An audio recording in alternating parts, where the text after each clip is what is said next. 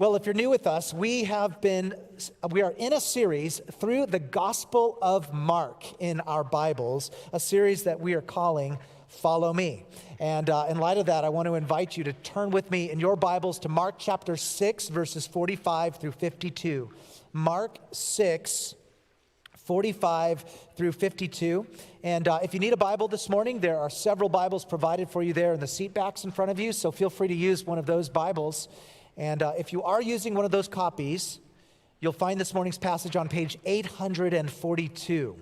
Page 842.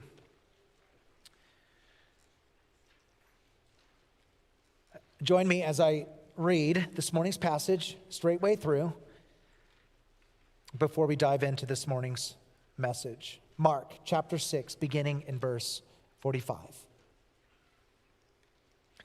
Immediately, Jesus made his disciples get into the boat and go before him to the other side, to Bethsaida, while he dismissed the crowd. And after he had taken leave of them, he went up on the mountain to pray. And when evening came, the boat was out on the sea, and he was alone on the land, and he saw that they were making headway painfully, for the wind was against them. And about the fourth watch of the night, he came to them walking on the sea. He meant to pass by them, but when they saw him walking on the sea, they thought it was a ghost, and they cried out, for they all saw him and were terrified.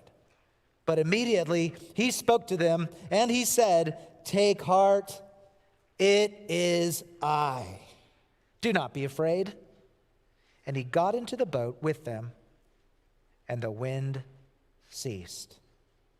And they were utterly astounded, for they did not understand about the loaves, but their hearts were hardened. You know, reading this morning's passage might feel a bit like deja vu.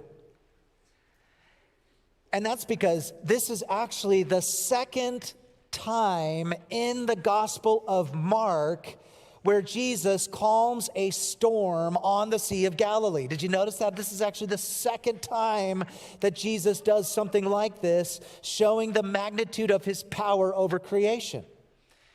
And so we might think, as we read this story, that this repetition is unusual, until we realize that so much of the disciples' lives revolved around the Sea of Galilee. Like, if you think about it, these guys were from the towns right there on the shore of the Sea of Galilee, right? Many of them were fishermen, and that means that they spent most of their waking hours on that very lake. And so, on second thought, it makes all the sense in the world, doesn't it? It makes all the sense in the world that if Jesus wanted to teach these disciples about who he is and what it means to trust him, he would do so on the Sea of Galilee, okay? It's like Jesus is performing these miracles in the workplace of their everyday life. Now, last time Jesus calmed a raging storm on the Sea of Galilee, remember, it was back in Mark chapter 4. Last time I made the case to you that this is not just a story that's about physical storms. These are stories that are meant to show us something about the storms of life and how God interacts with us in the storms of life. We talked about the fact that even in a room like this, as we look around, we think about all the kinds of things that we might be going through. Some of us going through medical storms. Some of us going through relational storms of various kinds. Maybe some going through emotional storms or moral storms. Trials, frustrating situations of all kinds. Ironically, since preaching that text back in Mark 4, since that time, we've had devastating tornadoes all over the news, haven't we? I think of those tornadoes that leveled entire communities in Mississippi, and then even this past weekend, we had more tornadoes that blew through the Midwest and the South. And as you turn on the news, you see these physical storms. There's been physical storms since I preached that last message on Mark chapter 4. And yet in a room like this, there's been a lot of other life storms, hasn't there? Even since we preached that last message. I wonder what you've gone through. I wonder what you are going through. I wonder what kind of life situations and struggles and pains and trials you might be facing in your life, even this very morning. Listen, I wonder if Mark includes not just one, but two stories of Jesus taming storms on the Sea of Galilee, not only because both of these events actually happened in real history, but also because we need to see once again who Jesus is in the middle of the storms of life. It's almost like Mark wants to say to us in this account, this lesson never gets old. We need to see it all over again. Who is Jesus in the middle of life's storms? In fact, in this morning's passage, Jesus shows us what he does in the middle of the storms of life. Do you realize, brothers and sisters, that in whatever you're going through, Jesus is not passive. Jesus Christ is active with you in what you face. Jesus does things in our storms, and specifically this morning, I want you to see Jesus does two things. Jesus meets us in the storm, and Jesus reveals himself in the storm. Those 2 points this morning as we work our way through the passage. Let's take a look. First of all, number one, Jesus meets us in the storm. Pick it up at verse 45. We read, immediately Jesus made his disciples get into the boat and go before him to the other side, to Bethsaida, while he dismissed the crowd. And after he had taken leave of them, he went up on the mountain to pray. I would remind you that in the account immediately prior to today's text, Jesus had just done an extraordinary miracle. He had just fed 5,000 men, plus women and children, with only 5 loaves of bread and 2 fish. And listen, if Jesus was planning to be a political revolutionary, now would be the time to hit the gas and leverage the fervor of these crowds and make it happen. But Jesus doesn't do that. Instead, we see that he puts the disciples into a boat, sends them across the way, disperses the crowds, goes up onto a mountain, so that presumably he can spend time in prayer before the Father, recalibrating and refocusing on his true mission. And during this time, Jesus is praying. The disciples begin to struggle, don't they? Verse 47, look there. And when evening came, the boat was out on the sea, and he was alone on the land. And he saw that they were making headway painfully, for the wind was against them. And about the 4th watch of the night, he came to them, walking on the sea. As you know, the Sea of Galilee is notorious for sudden, gusty storms. And that's because of high altitude air in the surrounding mountains that comes down and collides with the low altitude air at the face of the sea, 700 feet below sea level. And so one of these windy storms blows in, and the text tells us the disciples were making headway painfully. Literally, we could translate the text that they were being tormented in their progress as they rode against those winds. They are panicked, they are helpless, they are exhausted. Picture waves crashing over the sides of the boat. Everybody's barking orders to one another. Everything's in disarray. There is sheer frustration as they row, and they row, getting nowhere. Apparently, they're rowing for pretty much the whole evening, well into the night, into the early morning, rowing, getting nowhere. And somehow we read that Jesus sees them. Did you notice that? In verse 48, it says that Jesus saw that they were struggling. We know that it was the 4th watch of the night. That's a Roman calculation of time. That would have been between 3 and 6 a.m. And so perhaps Jesus sees them in the light of very early dawn, or perhaps Jesus sees them with his supernatural insight. Either way you take it this morning, Jesus sees them, and then he goes out to meet them. Now, right here, I want to point something out that's very important. Did you notice? Jesus didn't have to go into the storm in order to address the disciples' problem. He could have addressed this problem a different way, from a distance, without getting inside the storm. Like, Jesus could have stood on the shore and just simply said, wind and waves, be still. And we know what? They would have been still, right? Because that's exactly what he did earlier in the earlier storm story. But Jesus doesn't do that. Jesus could have managed this problem from a distance. He heals from a distance. Certainly he could have sent some power to his disciples and strengthened them from a distance. Look, Jesus could have sent out a memo for like 10,000 angels. Guys, get out there. The disciples need a little bit of help. Go lend a hand. He could have solved this by proxy through angelic help. But he doesn't do that, does he? Let me ask you, what does Jesus do? Notice this. What does he do? He walks in, doesn't he? Jesus goes into the storm and gets soaked. He feels the wind and spray against his face. Jesus enters into the turmoil that the disciples are facing. Jesus meets them inside their dilemma. That's what I want you to notice. And not only that, but Jesus goes into the storm in a very unusual way. You say, what way is that? Well, he walks on water. Last time I checked, people don't walk on water. That doesn't work. Maybe it works for those little bugs, that can do that little thing they do. It doesn't work for people, does it? I've tested it out. It doesn't work. I have this vague memory of being like 7 or 8 years old and testing this out. I was going to see could you walk on water, there by the side of the swimming pool, stepping way back from the edge, running as fast as I could, out onto the water, my legs scrambling. 100% of the time, I sank like a bag of rocks, okay? It doesn't work.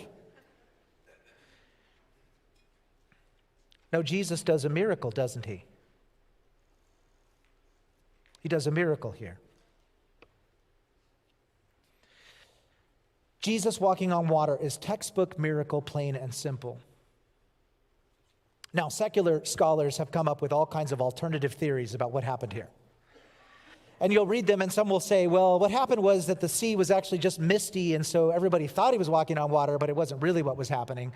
Or others will say, well, what happened here was that it was a sandbar that went out into the water. And so Jesus is walking on a sandbar and it just kind of looks like he's walking on the sea and everybody was kind of tricked and fooled to believe that. The problem with modern scholars and all of their theories is that they discount the actual text. The grammar in the sentence can't be read any other way. Mark records that Jesus walked on the sea. And Mark is our original source. Like he records the facts as he knows them to be. And his facts came from eyewitnesses, almost certainly from the Apostle Peter, as we covered in prior messages. And so here's the thing, assuming that we do believe Mark, and assuming, therefore, that we believe that this really happened, here's the question that I want to ask you this morning. Why does Jesus walk on water to meet the disciples that day on the raging sea? Why? Why walk on water? There's other ways he could have gone out to help them. He could have swum out there. Like to swim that distance in choppy waters, that would have been miracle enough. He could have gotten to his own personal Jesus boat and go out there and help them out that way. That also would have been impressive, but he doesn't do that. He walks on water. Why does Jesus walk on the water? As I've said, Jesus never does miracles for the sake of miracles, just to say, look what I can do. No, he always has a reason. He's always showing something, revealing something, teaching something to us. So what is Jesus teaching us as he goes into the storm and walks on the water? Here's what I think Jesus is teaching us, right? I suggest to you this morning that Jesus goes into the storm in such a way that he is showing us that he is fully in charge of the storm the whole time. He's walking on this water, right? So Jesus is coming into the storm, but he's also sovereign over the storm the entire time. And this is a powerful lesson for the disciples. Can you even imagine their situation? There they are, struggling against the oars. Here comes their Lord. Here comes Jesus, empathetic enough to see their plight and come inside the storm with them. And yet he's walking on water. He's totally in control the whole time. He's with them, but he's in control. It reminds us today that as disciples of Jesus, where you and I are often straining at the oars of life, right? We need to remember, we need to learn here that Jesus enters into our storms, and he is with us in our struggle. By his Spirit, he is present with us, isn't he? And yet he is sovereign over each and every situation. He is literally walking on water right in the middle of whatever storms you face this morning, brothers and sisters. It reminds me of the time when Jesus wept with Mary and Martha about their brother Lazarus who had died. Do you remember the story? There's Jesus. He's with Mary. He's with Martha. They're in this storm because their brother has died. He's in the grave. And here's Jesus. We really, really explicitly read in the text that Jesus wept. And yet we know as readers of that story that Jesus is in control the whole time, isn't he? He's walking on water, as it were. Like Jesus knows he's about to raise Lazarus back to life. And yet even though he knows all of that, even though he's perfectly in control, he's still weeping with Mary and with Martha, isn't he? And there's a reality there that we need to see today in whatever storms we're facing. Let me ask you again. Let me just have each of you, as you hear this, think about your own situation. What storms are you going through? Big things and small. What are you navigating today? Relational and emotional pain, perhaps. Maybe the fight against sin is long and hard for you. Maybe you're facing difficult decisions in your life. You're trying to figure out what to do next, and it's very confusing. Maybe you're facing sickness. Maybe you're facing frailty. Maybe you're even facing the reality of death. Whatever the storm or storms are that you are facing today, brothers and sisters, I want you to remember this, that Jesus wants to meet you in your storm. He's not standing back just trying to solve your problem from a distance. No, he comes inside with you. He's present with you. He's close to you by his Spirit. He's with you in your pain. His heart empathizes with you. But at the same time, he's also in charge in the middle of your storm, isn't it? Isn't he? He's walking on water, and you can rest in that fact today. Now, here's another thing that I want you to see before we move on to our next point. I think the fact that Jesus comes into the storm, even while he's walking on the water, is also a picture of the Christian gospel. It's like a visual illustration of the message of the gospel. You say, please explain. Well, think about it. The gospel is the good news that God sends his son Jesus into the storm of our sinful and broken world. Jesus enters into the human condition, lives a human life, and goes all the way to the cross where he dies to rescue sinners from the judgment that we deserve. And there on the cross, he is literally in the storm clouds of the wrath of God that we deserve because of our sin. And yet here's the thing. On that cross, Jesus is still in control. Do you realize that? It's like he's walking on water. Jesus himself said, no man takes my life from me. I lay it down of my own accord. And on that cross, he was actually displaying his victory, right? He went into the grave, and on that third day, he rose again, conquering death, in complete victory, and now he offers forgiveness and life to all those who would put their trust in him. So the gospel message is this message that God in Christ went into the storm, and in the middle of it all, he was powerful enough to save us from the storm. Look, if you're here today and you're not a Christian, I hope that you would consider just how unique the Christian gospel message really is compared to other religions of the world, compared to other worldviews. Listen, only with Christianity do you get a God who, on the one hand, is fully empathetic with us and all that we go through. A God who will literally send his son into the storm. And at the same time, only with Christianity do you have a God who is fully in control of the storm, powerful enough to save us. So with Jesus Christ, consider this. In Jesus, you have both the empathy of God and the power of God to save, and they are both put together in him. So consider Jesus. If you come to Jesus, on the one hand, you know that he understands you. He's empathetic with you. But on the other hand, you know he has the power to save you. He can walk on water. All right, so what is Jesus doing when the storms of life rage? First of all, we've seen Jesus meets us in the storm. But secondly, I want you to see this morning that Jesus also reveals himself in the storm. He reveals himself in the storm. Let's pick it up and read again halfway through verse 48. We read that he meant to pass by them. Interesting. But when they saw him walking on the sea, they thought it was a ghost. And they cried out, for they saw him and were terrified. But immediately he spoke to them and said, "Take heart, it is I. Do not be afraid." And he got into the boat with them, and the wind ceased, and they were utterly astounded. For they did not understand about the loaves, but their hearts were hardened. Can I ask you, did you notice the most curious phrase there in verse 48? It says, Jesus meant to pass by them. Isn't that weird? Strike anybody else as odd?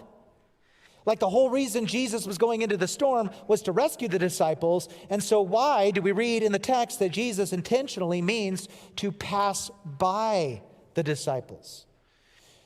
Well, there is an answer. The answer, I believe, is rooted in the Old Testament.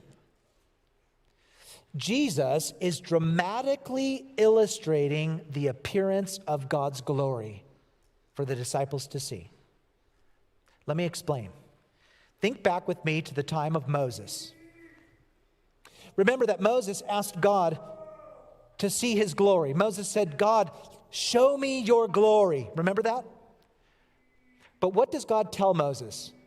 God tells Moses, "You can't see my glory directly. That would undo you. In fact, no one can see my face and live. But," God says, "I will allow you to see my back." And so God tells Moses that he should go hide himself in the crack of a rock.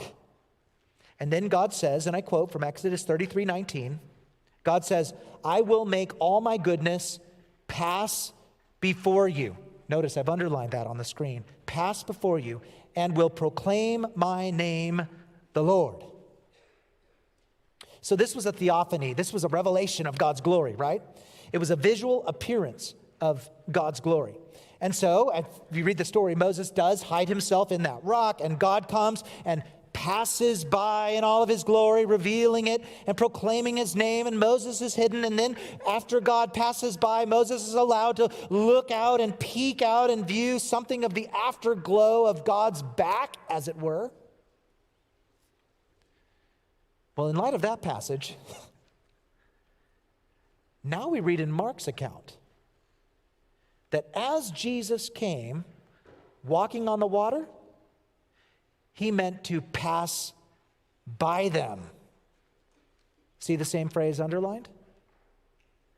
Jesus is illustrating to his disciples that he is the fully divine Lord who passes by. Jesus reveals the glory of God. Bible scholar David Garland says it so well. He says, quote, "The disciples see more than God's back, as Moses did. They saw the face of God in the face of his Son." Indeed, Jesus, in this story, is revealing his full divinity. He's fully God. This is confirmed when we consider that in the Old Testament, in a number of places, it was God who walked on the sea. For instance, Job 9, verse 8 says, God alone stretched out the heavens and trampled the waves of the sea. And then here is Jesus, right? Walking on the sea. He is God alone. That's the message. And look, if these clues don't convince you yet, consider this. Think back to Exodus chapter 3, where Moses is speaking with God, or rather God is speaking to Moses out of that burning bush. You remember that story? And God reveals his name to Moses, and God says this. God said to Moses, I am who I am.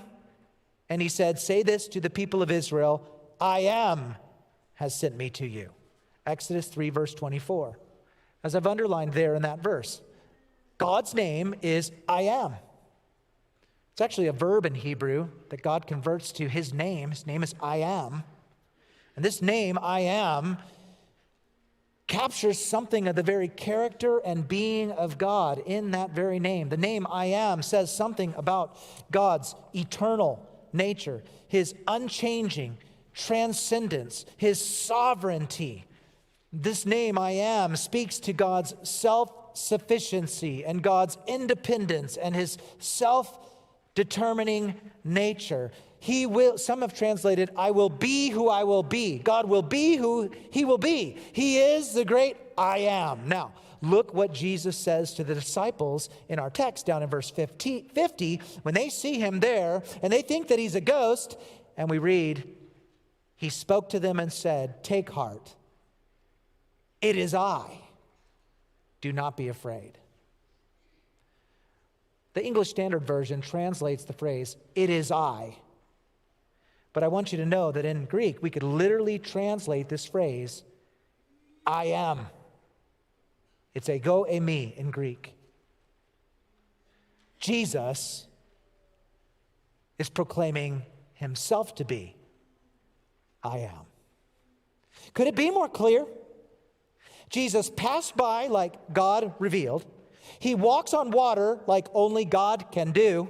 And then he uses God's sacred name for himself. He is the great I am. It is no wonder that the disciples shouldn't be afraid, because God had just come to them in the middle of their storm. And they should have recognized that. But when Jesus gets into the boat and the wind ceases, yet another miracle, by the way, and when we read in verses 51 through 52, they were utterly astounded because we read they did not understand about the loaves, but their hearts were hardened. It's not that the disciples didn't understand that Jesus had done miracles, that he had fed 5,000 people, that he had just walked on water. They understood that he had done these miracles, but what they were missing, what they were failing to grasp, is the significance of those miracles. The bread miracle and the water miracle should have connected all kinds of dots in their mind about the story of Moses and how God had revealed his name and how God had parted those waters, how God had fed the people with manna. But here, Jesus is not just another prophet like Moses. No, Jesus is the very God that Moses worshiped and served. Jesus is the great I am. And here's what I want you to see. The storm was the perfect opportunity for Jesus to reveal all of this. The storm was an opportunity. Think about it. Jesus comes into the storm, walks on water, passes by, declares his name, I am. It was the perfect opportunity to see who Jesus really is as God. And the story reminds us today that storms are an opportunity. Storms are an opportunity to see who Jesus really is. I wonder, do you view storms in your life that way, as an opportunity? I know I often don't. But if you think about it, the disciples would never have had the opportunity to watch Jesus walking on water unless he had allowed them to get out there in that raging storm. They never would have seen Jesus displaying his glory and divinity in the way he does if Jesus hadn't let them struggle at the oars all night. These same things are true for us as disciples this morning, brothers and sisters. Storms are an opportunity. God often reveals his character to us in ways that we could never see unless he allowed us to go through storms and through trials and through pain and through frustration. Let me ask you by way of example, how would you know that God is faithful unless he allowed you into situations where you were forced to trust his promises? How would you know about the relentless mercy of Christ if it weren't for the fact that so often Christ himself allows us to make a mess of things so that it's loud and clear? We need his mercy, and we cry out for it afresh. Come to think of it, how would we know that Jesus is strong if he didn't allow us into storms and situations where we feel extremely weak? How would you know the God of compassion, who invites you to cast your cares upon him, unless he put you into situations with heavy cares and burdens that you needed to bring? It's a counterintuitive way of looking at storms, isn't it? But it's that very turmoil that becomes an opportunity. You know, it's been said that if you want to see the stars, darkness is required. Well, if you want to see the brilliant character of Jesus, you have to brave some storms. Brothers and sisters, what does Jesus intend? I want to ask you this morning, what does Jesus intend to teach you about himself that you can only discover by going through your current storm? Which of God's perfections is he trying to display for you to see as you navigate whatever you're facing even this morning? The tragedy in our story today is that the disciples failed to see what they were supposed to see, namely that Jesus is the great I am. And the lesson is this: don't waste your storms. The storms are going to come in life. Don't waste your storms. Allow every struggle, every trial, every temptation, every dilemma to show you more and more and more of the faithfulness and character of the Lord Jesus Christ, our Lord God. You know, Jesus is in the business of revealing himself in life storms. So what's he trying to help you see as you go through yours? Can I make a recommendation for lunch today? Not a recommendation for where you're going to go to lunch, but a recommendation for what to talk about during lunch. By the way, in the first hour, I recommended that they all go to Chick-fil-A today. They didn't think that was a very nice joke, but over lunch, whoever you eat with and share table fellowship with this afternoon, can I recommend this? Take some time, go around the table, and just ask people at your table, what storms have you gone through recently in your life? And what did you learn about God as a result of that storm? That's a really great question. And I think that what you'll discover is that not only does God want to teach each of us individually through our own storms, but he also wants us to see lessons as we hear about other people's storms as well. He is a faithful God who reveals himself there. Well, we should conclude. Repetition is key to learning, is it not? Repetition is key to learning. Malcolm Gladwell says that you need 10,000 hours of practice before you can really master any given subject. Well, Jesus wants us to master the art of trusting him. And he's going to teach us that through repetition. Storm after storm after storm. It's no wonder that Mark gives us not one, but two storm miracles that took place on the Sea of Galilee. And that's because repetition is key. It's as if he wants to say to us, the storms of life are just going to keep coming and coming and coming. But will you trust Jesus? Will we trust him? Will we believe that he sees us in our struggle, that he enters into our pain, that he is with us by his Spirit, and yet he's sovereign over our storm? He's walking on water after all. Will we see who he really is? Will we view every storm as an opportunity to see more and more of his character? Brothers and sisters, Jesus, let me remind you, he is greater than Moses. Jesus is the great I am.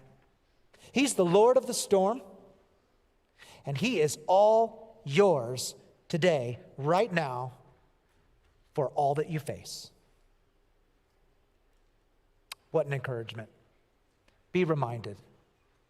Be encouraged. Be strengthened.